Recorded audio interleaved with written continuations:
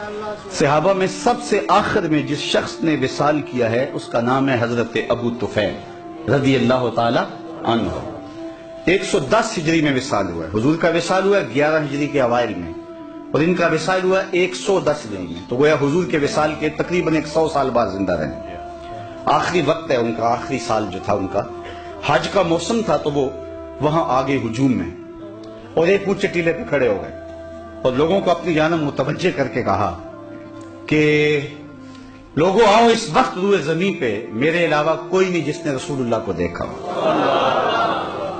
صرف میری آنکھوں نے حضور کا دیدار کیا ہے۔ اللہ اکبر! پھر لوگوں کا کیا پیار ہوا ہوگا۔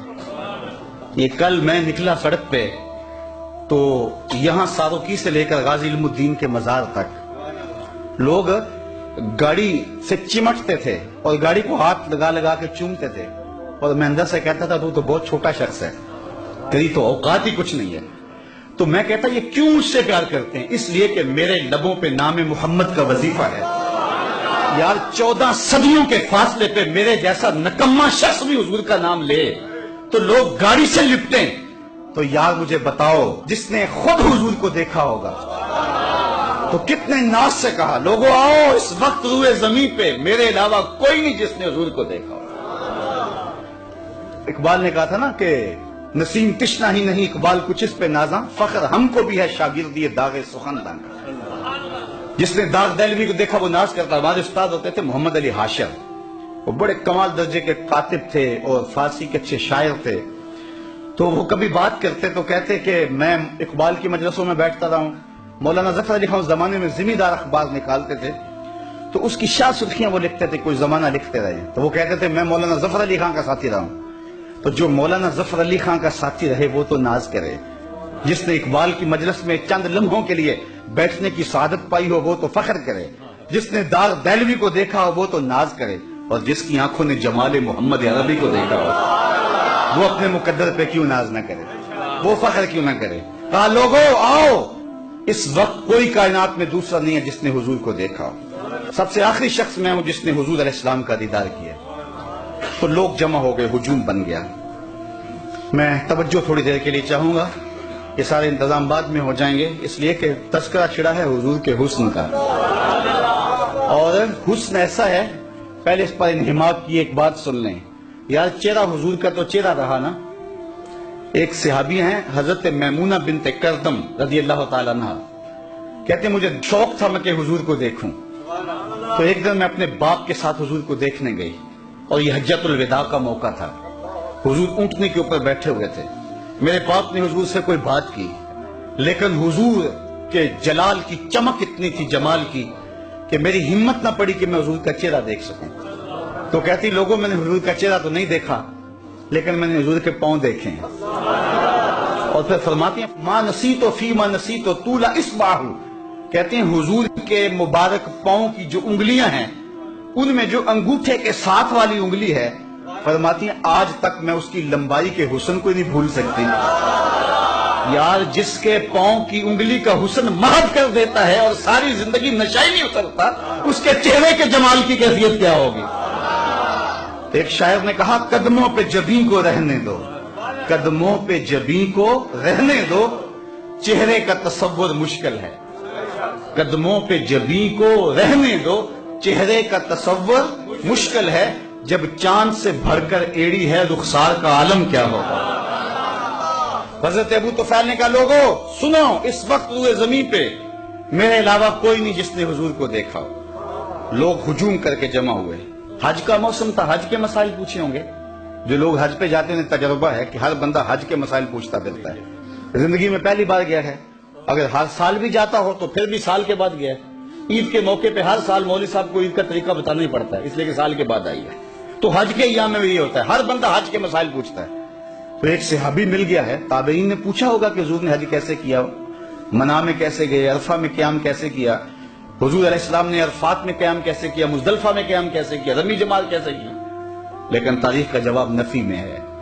کسی نے حج کا مسئلہ نہیں پوچھا، کہا صف لنا رسول اللہ صلی اللہ علیہ وسلم، تم نے حضور کو دیکھا ہے تو بتاؤ حضور کا چہرہ کیسا تھا، حضور کی آنکھیں کیسی تھی، آنکھوں میں ماں ذات کے ڈورے کیسے تھے، زلفیں کیسی تھی، حامیم کے کنڈل کیسے تھے، صف لنا رسول اللہ صلی اللہ علیہ وسلم. تو حضرت ابو طفیل نے 3 لفظوں میں حضور کا حلیہ بیان کیا، اور وہ آپ یاد کرنا چاہیں تو یاد ہو سکتا ہے. وصاف بن جائیں حضور کے. علماء نے لکھا ہے جو شخص حضور کا حلیہ بیان کرے لوگوں کے دل میں اس کے لیے جگہ بن جاتی، لوگ اس سے پیار کرنے لگ جاتے ہیں. ہر بندہ چاہتا نا میں ہر دل عزیز بن جاؤں. تو میں آپ کو بتاتا ہوں، اگر نسخہ بتا رہا ہوں، وہ سنیاسی بابے تو ساتھ لے کے نسخہ مر جاتے ہیں، لیکن میں آپ کو نسخہ دے کے جا رہا ہوں. اگر چاہتے ہو کہ ہم ہر دل عزیز بن جائیں، حضور کے حسن کے قصیدے پڑھا کرو، لوگ تم سے پیار کریں گے. تو حضرت ابو طفیل نے 3 لفظوں میں حضور کا حلیہ بیان کیا، یاد کر لیں. کان رسول اللہ صلی اللہ علیہ وسلم ابیض ملیحا مقصدا. ایک تو چٹے رنگ کے تھے، حسن نمکین تھا، ہر معاملے میں توازن تھا. 3 لفظوں میں حضور کا متوازن.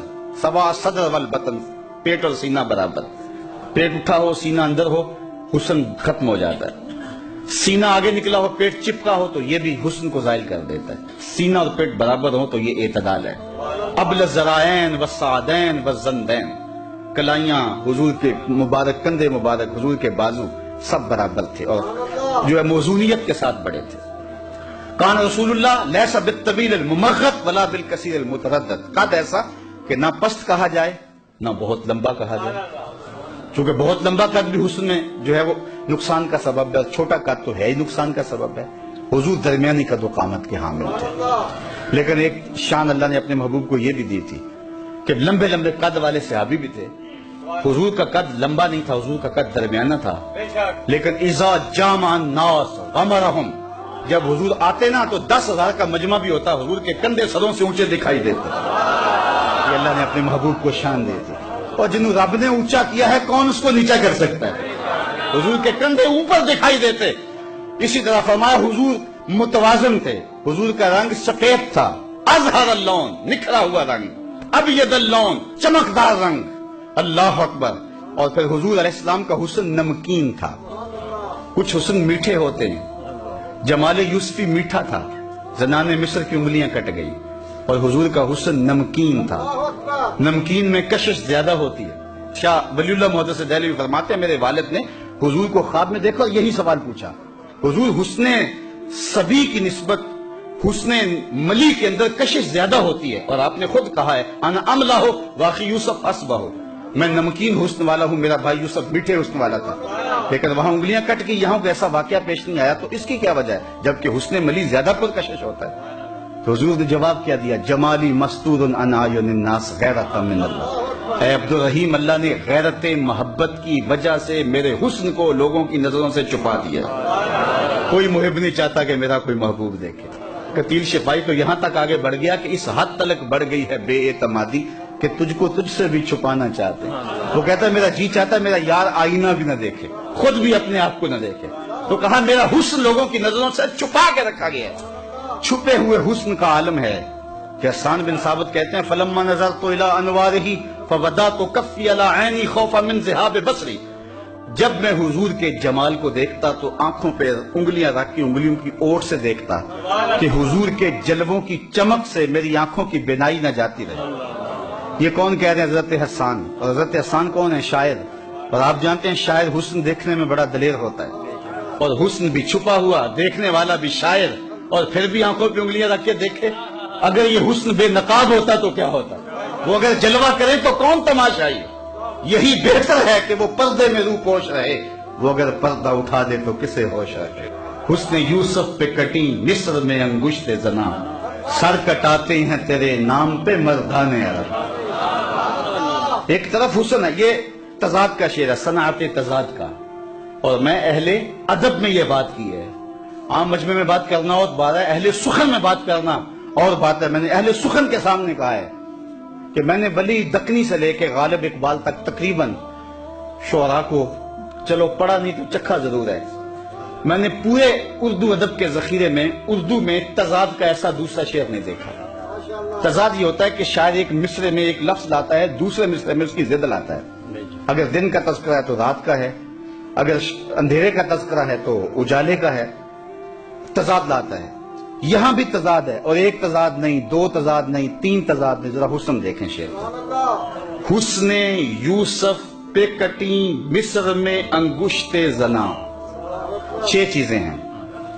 سر کٹاتے ہیں تیرے نام پہ مردان عرب.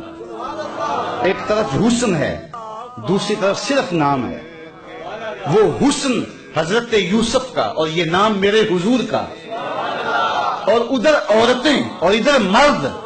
وہ عورتیں بھی مصر کی، یہ مرد بھی عرب کے. ادھر انگلیاں ادھر سر، اور پھر آگے بڑھیں. ادھر کٹی ماضی کی بات ہے، کٹاتے ہیں تسلسل جاری ہے. اور ادھر کٹی اہل علم کے لیے لازم ہے. کٹی ارادہ نہیں تھا، بے اختیاری میں کٹ گئی. ادھر کٹاتے ہیں قصد پایا جاتا ہے. سخن شاعری شہر یار اپنی جگہ، نعت کہنے کو احمد رضا چاہیے. حسن یوسف پہ کٹی مصر میں انگشت زنا، سر کٹاتے ہیں تیرے نام پہ مردان عرب. وآخر دعوانا ان الحمدللہ.